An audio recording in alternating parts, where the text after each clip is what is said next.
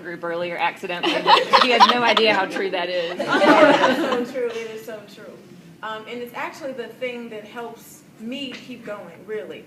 You know, you walk in and you see friends who you have been all over the state with and in this building with, crying and doing all kinds of things. So it's nice to be here. And for those of you that I haven't met yet, welcome.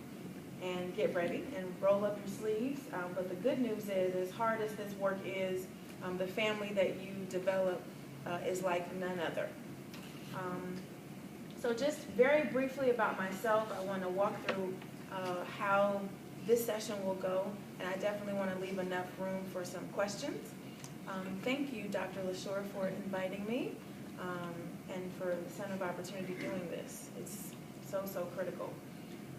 So I am originally from Florida, came here to go to college. I'm a product of parent or school choice, however you want to call it. They say in messaging trainings that you should call it parent choice, but I think people know it more as school choice, so it doesn't really bother me which one you decide to use. But I did not become what I consider an ed reformer until I started thinking about these issues as a parent. And when I took the politics out. And so I am going to talk a little bit about the politics of this and help and provide a little bit of context for those that may not understand why this is such a difficult issue, why it's so emotional, why it takes such a large amount of courage to do this work. I've been in the House of Representatives for, this is my 11th year. Some people look at me strange when I say that. Or you may not have the look on your face, but you're thinking in your head, 11 years, she looks kind of young. Yeah, I got here at 23. And there were not a lot of young people here at the time. Now it's much more popular or familiar to have young people here, which is great. And I think that speaks to what happens when you blaze trails and people realize, oh, this can be done. And so that's why this work is important. Because once a few more of us get more involved and you show that this is not a Republican issue or a white person's issue or all the things that people come up with, and you realize it's just regular people who just want the best for their kids, then it becomes a little bit more popular and you blaze those trails. So I'm on the Education Committee and have been all the 11 years that I've been in the legislature, and lots of other committees, but that's the one that I care about the most, and I spend most of my time and energy on. I live in Austell, and I have a 6-year-old daughter, and so lots of this is about her for me, just like it is about your kids, whether they're the ones that you teach or the ones that you're raising. We do this because it's personal, and I think that's what drives us and helps us to take the politics out. So a little bit about the legislative process. I'm going to talk about the process. I'm going to talk about the political landscape as we know it, and then I'm going to go through this handout that we have. One of the things that I do on the professional side is training and speaking on getting more people involved in the process. It's something that I've always been very passionate about, and I also do a lot of training to get people to run for office.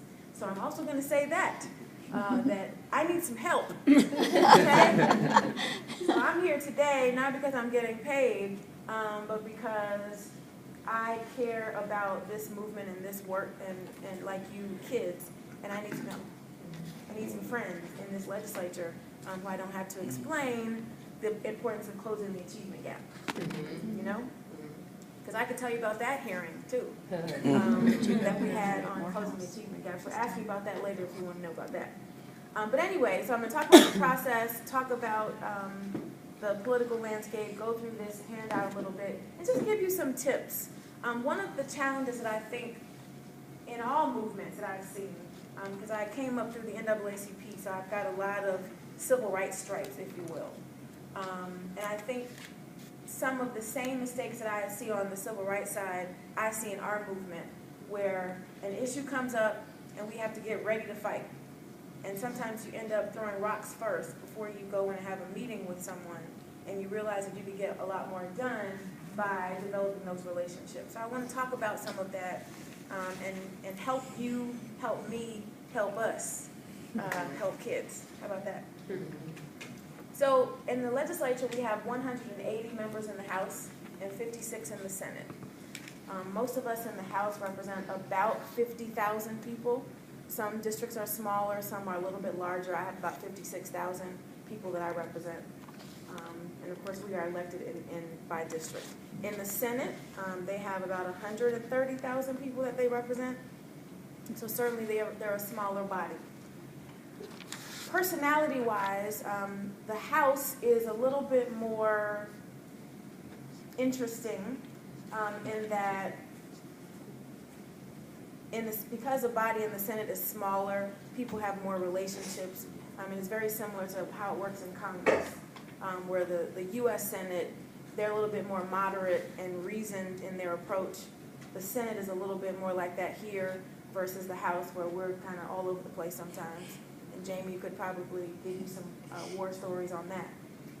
So we're led, if you will, by the Speaker of the House in the House and the Lieutenant Governor in the Senate. And in many states, the Lieutenant Governor is just a figurehead who just kind of takes the place of the governor if something happens. But in our legislature, the Lieutenant Governor basically is the President of the Senate. He runs the Senate and calls bills up and all that stuff. And I'm explaining these things to you because this can't be the only time that you're in the Capitol. And some of you have been here and some of you haven't. So those of you who haven't, I want you to know that this building is nice and pretty and ornate, but this is your building.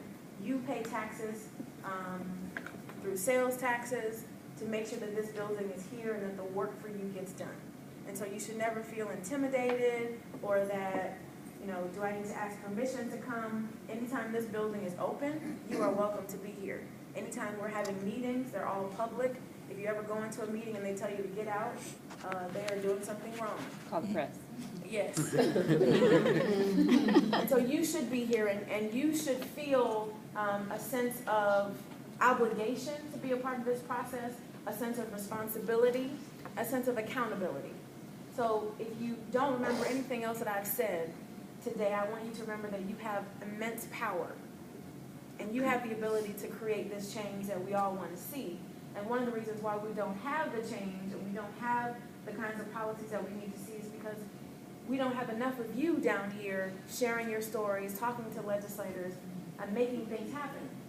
If it's just me or one or two other legislators, if it's just Jamie, if it's just a couple of our parents, it helps. But it helps a whole lot more when there are a lot more faces down here who represent different parts of the state. The political landscape. So Republicans control the House, the Senate, the governor's office, and every constitutional office, meaning statewide officer in the state. So if you are a Democrat,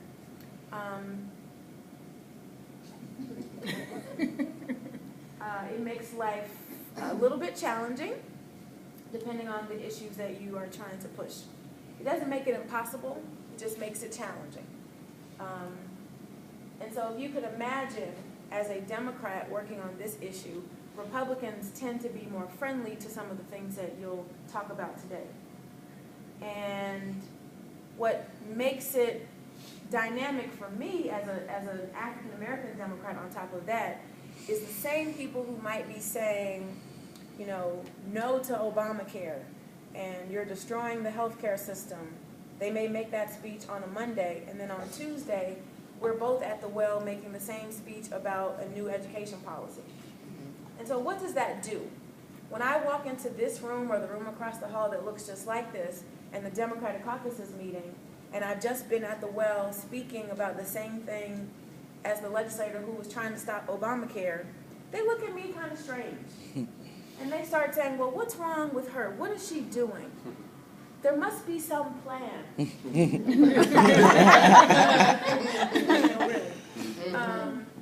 And so there's a little of mistrust happening here. Because again, this is a political environment. And so if Republicans are in control, their goal is to stay in control. And Democrats' goal is to get back in control. Because Democrats controlled the legislature for over 100 years. And so when they lost, and I say they because I wasn't here that year, in 2002, their worlds fell apart and they're still like walking around like zombies trying to figure out what happened. But in the meantime, kids are not getting what they need. So you have this political dynamic of mistrust and the inability to compartmentalize issues. Because, and that's just not Georgia, that's what's happening in politics in general. We've all done it. If you're a Republican and you hear a Democrat say something, you're like, I don't know about that. I got to hear more. I don't trust what they're saying because they're a Democrat. We've all done it, and I do it still. And so what does that mean for a legislator in this building who is trying to work across the aisle or work with people in a different party? It makes it much more difficult. But that's where you come in. This whole presentation I'm making is all about you. It's all about the impact that you can make and your ability to change the way things happen down here. Because if I have more friends who are saying the same thing that I'm saying, who are Democrat, Republican, black, white, young, old, Latino, then it doesn't become so foreign. Then it's not about what is she doing? Are they trying to take over? I cannot tell you the number of times that I have heard people say, Alisha, I really hate that you're letting them use you like this. Because they don't think that I'm smart enough to know what I'm doing. They really believe that there's like a group of people somewhere in D.C., I'm thinking, who sit in a room and conspire about which Democrats they're going to find across the country. And they're going to pay a certain amount of money, and I'm still waiting for that check. They're going to pay this money and brainwash them, and it's all this big, I'm telling you, this is what people believe. Because I've met other Democrats across the country who also, are ostracized, who are demonized because we believe in what it is that we're doing. And so I say all of that because I want you to understand this is difficult, and we need help. And it takes courage to do this work, and it takes conviction to do this work. Because as Jamie said, yes, my caucus is not very pleased with me, and I've lost a lot of friends doing this work. And when I say, I don't say that lightly. I mean, people who were at my wedding do not speak to me anymore. Like there's a community meeting that I used to go to on a weekly basis. I don't go anymore because I'm just tired of the stares and the eyes rolling. So I'm not here to complain. I'm here to explain to you that the political dynamics here are difficult. But when you take the politics out and you think about who this is about, you just say, you know what, it's okay. It is okay. So it's all right that we're not friends anymore. I've got some new friends because I've been replaced. Those friends have been replaced threefold, and I appreciate that. So let's move into some of the content. So you won't think that I'm moaning and complaining the entire time. So